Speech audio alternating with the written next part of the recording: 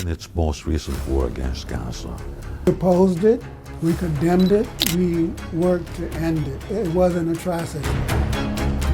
The United States, the U.S. ruling class and their political party owes a debt to the people of Palestine. Are there any aspects of communism ideology that the party has reconsidered, and how does the party try to reach younger generations with this new perceptions about communism? Well, you know, we are of the opinion that Marxism is a science, you know, and that its proof and viability is in its application. Mm-hmm. And if it works and has utility, you know, if it is practical in its application, the proof will be in real life, you know. The different models of socialism that have been developed have to face that test, you know, and you know, and so we don't think that test has the same standards in each country. Socialism looks one way in China, it looks another way in Cuba, it will look a third way in South Africa, and still another way in France, all of which there are issues with respect to how democracy is exercised. One of the big issues is whether or not the single-party state is a model that has application in other countries. It developed in a particular way based on the history of what happened in the Soviet Union. And then other countries copied it, you know. But it is a model which was based on the party's belief that in order for socialism to be built in a hostile political and economic environment, that you had to have a forced march, you know, that you had to have a forced march. Okay. Which translated into one-party system. Which translated into a one-party system. Did your party reconsider that aspect, at least that aspect of communism, at least that application of communism? Well, as I said, we don't think that a single-party system is viable in the United States.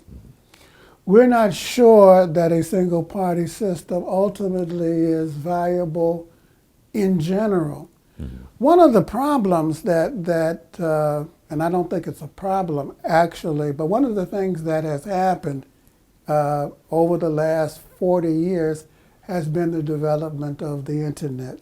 Mm-hmm. And the internet creates a situation in which information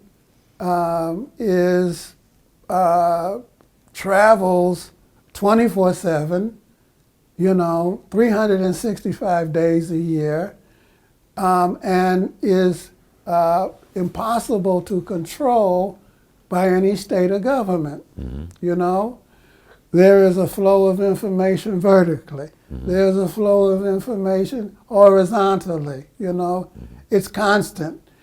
Mm-hmm. And one of the standards of and one of the principal reasons for the existence of a single-party state was to control the flow of information. Mm-hmm. But you can't do that anymore, you know? And the parties which seek to govern have to now be able to engage the population in an act of dialogue and participation in governing where, you know, you can't dictate anymore, you know, which may have not been a good idea in general, but it's a situation that really, if you think about it, it's impossible to implement on a long-term basis now. So is this the only aspect of communism that the party has reconsidered? The thing about the one-party system, or are there any other aspects that the party has reconsidered? Well, you know, there's also the issue of the economic model and what will you know work. One of the challenges that the communist movement faces, not just in our country, but in all of the developed capitalist countries, is we don't have, in the world, doesn't have the experience of attempting to build a socialist economy in and making the transfer from developed capitalism into socialism. Mm-hmm. Socialism came into the world through the back door, in the places where it really wasn't supposed to happen, in Russia and China, Vietnam, Cuba, so on and so forth. Mm-hmm. You know, Korea,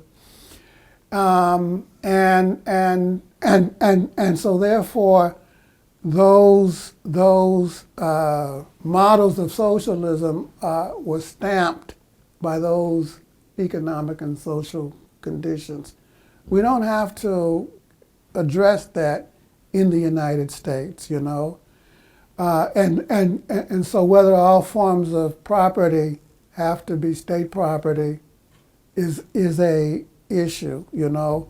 You can have cooperative forms of social property, you know, and so on and so forth. And I think now that with developments in science and technology, with artificial intelligence, that the economic forms that public property will take, and the issue of central planning or of social planning can be done in a much more efficient kind of way.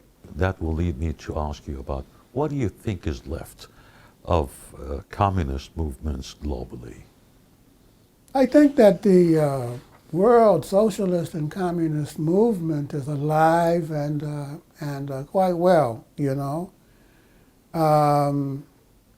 It's rebounding in the United States. Mm-hmm. Our party has grown rapidly, principally since 2016. Is that we got true? a big spurt of growth when Mr. Trump was first elected. Mm-hmm. We got another big spurt of growth when Bernie Sanders was pushed out of the Democratic Party process, you know. We got another big spurt of growth on November the 5th when Trump was elected. Mm-hmm. So we're quite optimistic about our possibilities. But not just in the United States, you know. We see that in Europe, in Portugal, in Spain, in France, the parties are growing and getting elected to office, are participating in a very vital way in their countries. In Latin America now, you know, you have the resurgence of what they're calling a pink tide. You have a progressive government governing Brazil, mm-hmm. you know, where the Communist Party is participating along with the Workers' Party. In Colombia, you know, you have a left-wing government and so on and so forth. And then, of course, in Asia, we still have ruling parties, China and Vietnam. Only politically, I mean, they maintain the communist aspect, the political communist aspect as a political system, but not economically, because it's It's a free economy over there already. I don't think I would agree with that. And I would say that They maintain central planning. I think as you have well. a mixed economy in Yeah. China, Yeah. you know? But I think that the major means of production, a majority of the economy, are still in the hands of the state, of the people, of the class, One way or another, you know? but mostly indirectly. And they are trying, after, again, examining the problems, the things that went wrong in Eastern Europe and the Soviet Union, to lay the basis to develop the human and social capital to move into develop socialism. And you can't wish that out of the air. You know, you can't suck it out of your thumb. You know, socialism is not the equality of poverty. And so when you went in, when you had a situation in which, you know, 70, 80 years ago, much of the country was semi-feudal, you had to think through how are we going to develop the economy, to build the industry, you know, to build the scientific plant, to develop the technology, so that we can create the conditions for socialist development. Mm-hmm. And many developing countries are facing the same kinds of problems, you know. Yes. South Africa, which you know very well, yes, is facing that kind of problem. Yeah. How do you successfully complete what they call the National Democratic Revolution, mm-hmm, and put the people in power when most of the people have been excluded from the economic and social and educational processes, mm-hmm, of, you know, because of apartheid. Mm-hmm. And so there are educational issues that are at stake, you know. There's the need to have scientists and engineers and doctors and economists and so on and so forth. And each country is facing that kind of problem. Mm-hmm. And what China and Vietnam and Cuba, to a certain degree, are trying to do is to create through a mixed economy, the economic and social basis for doing so. And that is, I would argue, real socialism, you know? Well, talking about real socialism, why do you think a separate U.S. Communist Party is necessary rather than working within existing progressive movements or even the Democratic Party? Well, the party does work in and with existing social movements, mm-hmm, you know. No party can successfully bid for power by itself, you know. No party is an island unto itself. You have to work in coalition with others. And we do. And we do. But at the same time, the Communist Party has a unique mission. Its mission is to advance the cause of working people, mm-hmm, you know? Mm-hmm. Its mission is to create circumstances where working people rule the country, where the working class becomes the state. And by the way, we think that in the United States, that's going to be a coalition effort. Mm-hmm. And that when we create a socialist government, it's going to be a coalition government, not just a government that is run by the Communist Party or any other left party, but it's going to have to be a cooperative effort, you know, of many parties to create a new society. I mean, it's the nature of a complex society like the United States, you know. So yes, we have our own mission, but that mission we think is in concert with the goals and beliefs and aims of the working class majority, and we achieve that by working in coalition with others. What is the party's view on the unconditional U.S. unconditional support for Israel in its most recent war against Gaza that lasted for a year and a half and resulted in more than 60,000 civilian Palestinians killed and more than 200,000 maimed? We opposed it. We condemned it. We worked to end it, you know. It was an atrocity. And I think that it's a mark on the Biden administration, a black mark on the Biden administration. It's a black mark on the Republican Party and to all of those who supported that genocide, you know. And I think that the United States and its complicity of the U.S. ruling class and their political parties owes a debt to the people of Palestine that has to be paid, you know.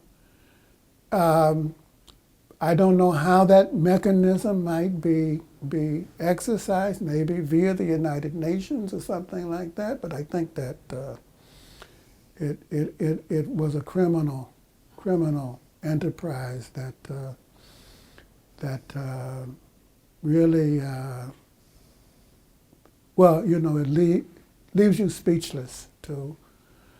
And so the main thing now, I think, is for us to continue to keep the pressure on to make sure that the ceasefire holds and that the rights of the Palestinian people, both in Gaza and the West Bank, are maintained, and that it's not used as a device to continue the expansionist policies of the Netanyahu government.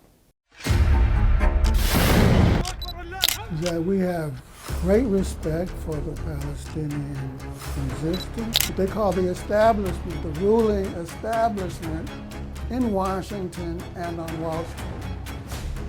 They say we want to replace them.